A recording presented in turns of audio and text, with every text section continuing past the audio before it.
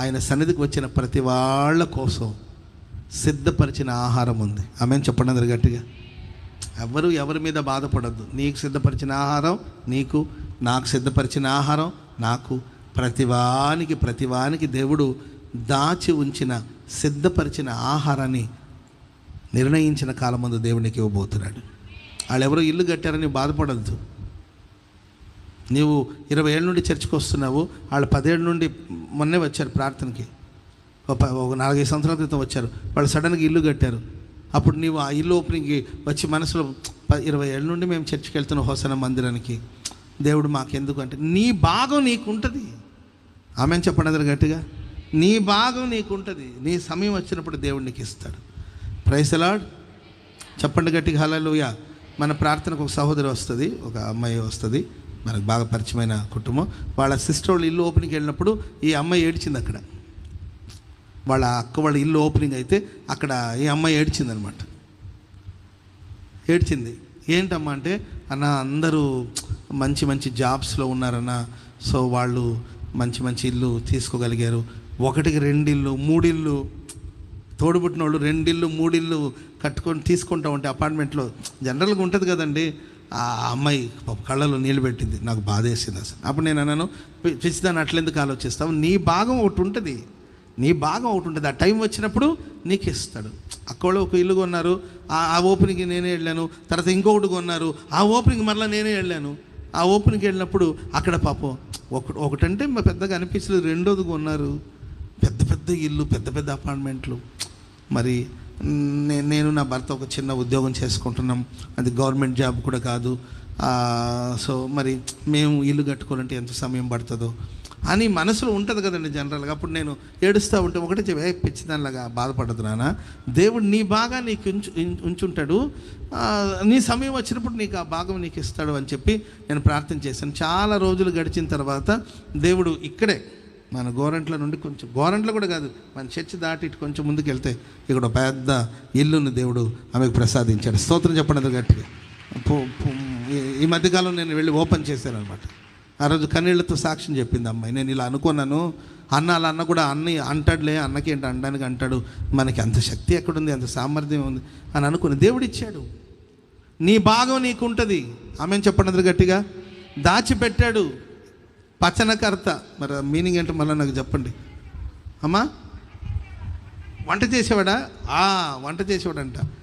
వంట చేసేవాడికి దేవుడు నీకేం కావాలో దాన్ని సిద్ధపరిచి పెట్టాడు ప్రభు. ఆమెను చెప్పండి అందరూ గట్టిగా. నీ భాగాన్ని దేవుడు కాపాడుతాడు.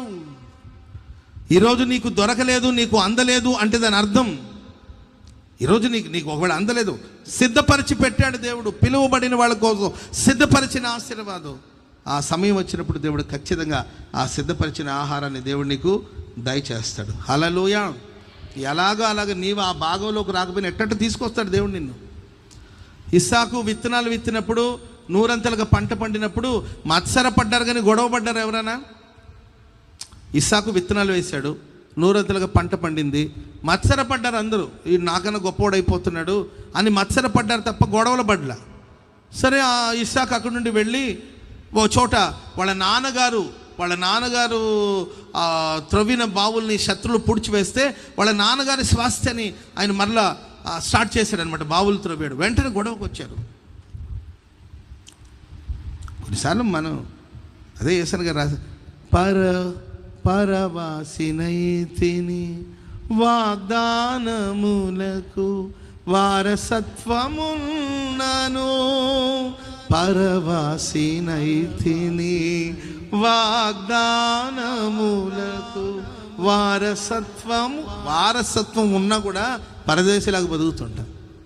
కొందరంట, అన్న నా ఇంట్లో నాకు విలువ లేదన్నా, నా ఇంట్లో నేను అడుక్కోవాల్సిన పరిస్థితి వస్తుందన్నా, మా నాన్న సంపాదించిందన్న, ఇది మా నాన్న కట్టిన ఇల్లు అన్న, ఏందన్న ఏం బోడి పెత్తనాలు నన్ను వస్తే ఎప్పుడు పోతా ఉంటుందన్నా, ఆడపిల్లకి 2 రోజులు తల్లి ఇంట్లో ఉండే అర్హత లేదన్నా, ఎప్పుడు పోతావు అమ్మాయి, మరలా4వ కరోనా వస్తుందంట, మరి తొందరగా వెళ్ళకపోయావా అంటదన్నా. అసలు వస్తే ఏమైంది, 4వ కరోనా వస్తే, 4th వేవ్ వస్తే ఏమైంది, ఓ 10 రోజులు నా ఇంట్లో నేను ఉండలేనా, మా నాన్న కట్టిన ఇల్లు అన్న ఇది, ఇంట్లో నాకు అసలు నాకు ఉండడానికి తలదాచుకోవడానికి అవకాశం లేదన్నా అంటుంటుంది. అప్పుడు నేను అంటానమ్మా, వాగ్దానానికి వారసత్వం ఉన్న కూడా పరదేశీలాగా బతికారు వాళ్ళు. ఆమెను చెప్పండి అది గట్టిగా. అది వాళ్ళ వాగ్దాన దేశం, అక్కడ పరదేశీలాగా వాళ్ళు బతికారు. మా నాన్నది హక్కుతో సంపాదించుకోవాలనుకున్నప్పుడు గొడవలు వస్తాయి. గొడవలు వచ్చినప్పుడు వద్దులేని చెప్పేసి ఇసాక్ అక్కడ నుండి బయలుదేరి వెళ్ళిపోయాడు. ఇంకొక చోట బావిత్రుడు, అక్కడ గొడవలే, వదిలేసి వెళ్ళిపోయాడు. నేను అంటాను, వాళ్ళెవరో గొడవలు బట్టి తరిమారు అనేదానికన్నా నిన్ను ఏంటమ్మా ఆయన చివరికి వచ్చేది రెహోబోత. ఆయన వచ్చి బావిత్రవుతే అక్కడ దేవుడు మనకు ఎడము కలుగు చేశారని ఇస్సాకు రెహోబోత్ అనే స్థలానికి దేవుడు తీసుకొచ్చాడండి. ఎడము కలుగు చేసి అక్కడ దేవుడు అతను అత్యధికంగా అభివృద్ధి పరిచాడు. చెప్పండి కూడా మొదటి గట్టిగా, నీ భాగం అది. ఆమెను చెప్పండి మొదటి గట్టిగా, నీ భాగం అది. నువ్వు రెహోబోతుకి రావాలి, అది నీ భాగం. షిత్నా దగ్గర ఉండడమో లేకపోతే ఇంకొక చోట ఉండి వాళ్ళతో గొడవలు పడ్డం కాదు నీ భాగం. నీకొక భాగాన్ని దేవుడు సిద్ధపరిచాడు. ఆ స్థలానికి ఎలాగో అలాగో దేవుడు నిన్ను తీసుకొస్తాడు. వాళ్ళు స్వాస్థ్యం ఇవ్వలేదు, ఇక్కడ నాకు ఆస్తి పంచలేదు, ఆస్తుల కోసం కోర్టులు ఎక్కొద్దు, పోలీస్ స్టేషన్ చుట్టూ తిరగొద్దు, వాళ్ళు ఇవ్వలేదు, ఇది నా వంతు, నా ఆస్తి, మా నాన్న స్వాస్థ్యం, ఇది మా అమ్మ బంగారం, ఇది మా అమ్మగారి బట్టలు, ఇది ఆమె పెళ్లి బట్టలు, కూతురు నాకు ఇది హక్కుల కోసం పోరాడొద్దు. ఇది నాది, నా సొంత హక్కుల కోసం పోరాడొద్దు. నీకోసం దేవుడు ఏది సిద్ధపరిచాడు, నీకోసం సిద్ధపరిచిన భాగం ఏదో దానికోసం కనిపెట్టు. ఆ భాగం దేవుడు దాచిపెట్టాడు. దాచి ఉంచిన ధన నిధులు దేవుడు నీకు దయచేస్తాడు. చప్పట్లు కొడదాం అందరూ గట్టిగా. దాచబడి ఉంది రహస్య స్థలాల్లో దాచబడి ఉంది. ఆ దాచబడిన ధన నిధులు దేవునికి దయచేయును గాక. చెప్పండి గట్టిగా హల్లెలూయా, హల్లెలూయా. ఎవరికి కావాల్సిన దాన్ని దేవుడు ఇస్తుంది. రూబేన్ ఆశీర్వాదం రూబేనుకు ఉంటుంది, షిమ్యోన్ ఆశీర్వాదం షిమ్యోనుకు ఉంటుంది, యూదా ఆశీర్వాదం యూదాకు ఉంటుంది, యోసేపు ఆశీర్వాదం యోసేపుకు ఉంటుంది, బెన్యామిన్ ఆశీర్వాదం బెన్యామిన్కు ఉంటుంది. వాళ్ళ నాన్న పిలిచారు, రూబేన్ రా నిన్ను ఆశీర్వాద, షిమ్యోన్ నీవురా నిన్ను ఆశీర్వదిస్తున్నాడు. యూదా ఏడి, జూదా ఇట్లా నేను నిన్ను ఆశీర్వదిస్తాను. ఎవరెవరి ఆశీర్వాదం వాళ్ళకు ఉన్నాయి. మీలో ప్రతివాని కోసం నాకుండే ఆశీర్వాదం నాకున్నాయి, సహోదరులకున్న ఆశీర్వాదం సహోదరులకున్నాయి, విశ్వాసులైన మీకున్న ఆశీర్వాదం మీకున్నాయి, సహోదరులకున్న ఆశీర్వాదం సహోదరులకున్నాయి, బ్రదర్స్కున్న బ్లెస్సింగ్స్ వాళ్ళకున్నాయి, సహోదరులకున్న ఆశీర్వాదం ఫ్యామిలీకున్న ఆశీర్వాదం. ఒక్కొక్కరి కోసం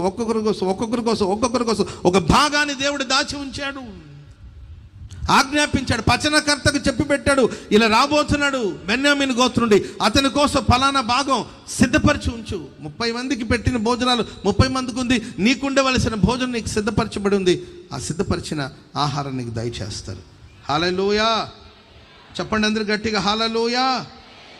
ఊరికే నీవు అయ్యా కుడివైపున నా కొడుకు ఉండాలి, ఎడం వైపు మా జాన్ ఏమో కుడివైపు ఉండాలి, మా జేమ్స్ ఏమో రైట్ సైడ్లో ఉండాలి, ఈడేమో లెఫ్ట్ సైడ్లో ఉండాలి, కొంచెం చూడు ప్రభువా, కొంచెం చూడు నాయన అంటే, అమ్మా నా కుడివైపున ఎవరు ఉండాలో ఎడం వైపు ఎవరు ఉండాలో దాన్ని నిర్ణయించింది నా తండ్రి. అమ్మ అది నా చేతిలో లేదయ్యా, కొంచెం చూడయ్యా, నీవు చూస్తే ఇంకేదో జరుగుతుందిగా అయ్యా, కొంచెం కుడివైపున మేవాడిని గుర్తుపెట్టుకోయ్యా, మా వాడు నోరు లేనోడయ్యా, అసలు మాట్లాడలేడయ్యా, తల్లి బాధ ఎవరు అర్థం చేసుకుంటారయ్యా, నీవే అర్థం చేసుకోవాలి, అటు పక్కన కూర్చోబెట్టుకో, మిగతా వాళ్ళు ఎక్కడ కూర్చోబెట్టాలి చెప్పండి.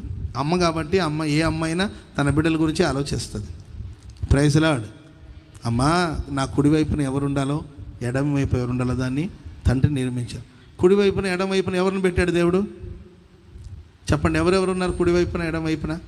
సిలువ మీద 2 దొంగలను పెట్టాడు దేవుడు. దొంగలకున్న ప్లేస్ అది.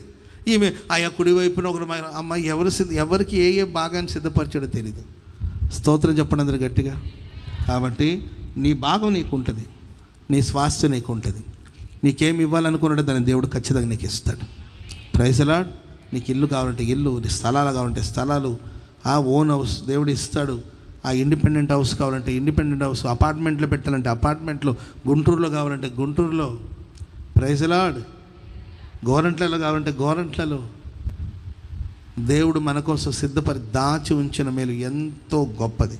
ఆమె ప్రతివాని చేనిలో పైరు మొలుచున్నట్లు జకర్యా గ్రంథంలో ఉంటుంది. ప్రతివాని చేను పండుతుంది, ప్రతివాని చేను పండుతుంది.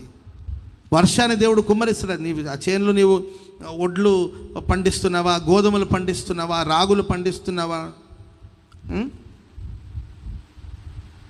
కొర్రలు పండిస్తున్నావా, ఇంకా